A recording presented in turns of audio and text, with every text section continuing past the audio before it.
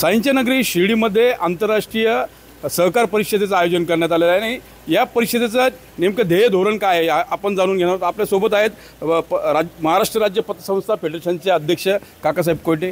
काय एकंदरीत संकल्पना आहे आणि हे या वर्षी आपण जो सहकार वर्ष जे आहे ते देखील साजरं करतोय, कशा पद्धतीने नियोजन करणार? युनोनं जाहीर केलं आहे की 2025 हे साल आंतरराष्ट्रीय सहकार वर्ष म्हणून साजरं करावं। त्या आवाहनानुसार महाराष्ट्र राज्य सहकारी पतसंस्था फेडरेशनच्या वतीनं 8 आणि 9 फेब्रुवारीला आंतरराष्ट्रीय सहकारी पतसंस्थाचं अधिवेशन आयोजित केलं गेलेलं आहे।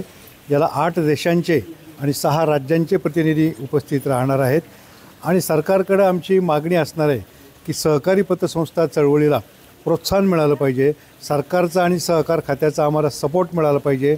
काही सहकारी कायद्यामध्ये बदलसुद्धा आम्ही त्याच्यामध्ये सहकार खात्याला सुचवतो आहेत, ते मान्य करावेत अशी आमची मागणी आहे। अमित शाह देखील या कार्यक्रमास निमंत्रित आहेत, त्यांची वेळ मिळाली का ते उपस्थित राहतात? आपल्या अहिल्यानगर जिल्ह्याचे पालकमंत्री सन्माननीय राधाकृष्ण विखे पाटील यांनी स्वतः दिल्लीला जाऊन अमित शहांना या परिषदेचं निमंत्रण दिलेलं आहे आणि त्यांनी देखील या परिषदेला यायचं कबूल केलेलं आहे। एकंदरीत जर बघितलं तर गावोगावी सहकार दिंडी देखील आयोजित करण्यात आलेली आहे आणि विविध स्पर्धांचं देखील आयोजन आहे।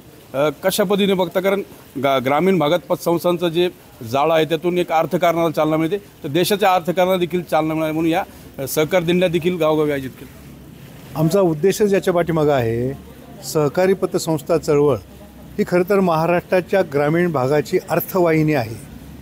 महाराष्ट्रामध्ये खऱ्या अर्थानं बँकिंगची सवय लावण्याचं काम सहकारी पतसंस्था करतात आणि या सहकारी पतसंस्थेला बळ मिळावं, या चळवळीची प्रतिष्ठा वाढावी म्हणून 2 सहकार दिंड्यांचं आयोजन केलं गेलेलं आहे।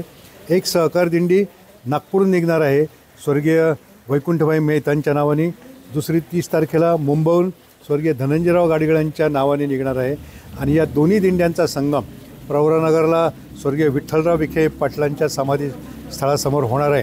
संपूर्ण राज्यभर या दिंड्या फिरत असताना सगळे पतसंस्था चळवळीचे कार्यकर्ते मोठ्या जल्लोषात, मोठ्या उत्साहात या दिंड्यांचं स्वागत करणार आहे आणि आमचा सहकार चळवळीमध्ये आम्हाला जो आनंद मिळतो तो आनंद या निमित्ताने प्रदर्शित करणार आहे। सहकार चळवळीतला आनंद आणि त्यासोबत सहकाराला बळकटीकरण मिळावं अशाच हेतून ही परीक्षेचं आयोजन जे आहे ते करण्यात आल्याचं काकासाहेब कोयटे यांनी म्हटलं आहे। मनोज गाडेकर, TV9 मराठी, शिर्डी, अहिल्यानगर।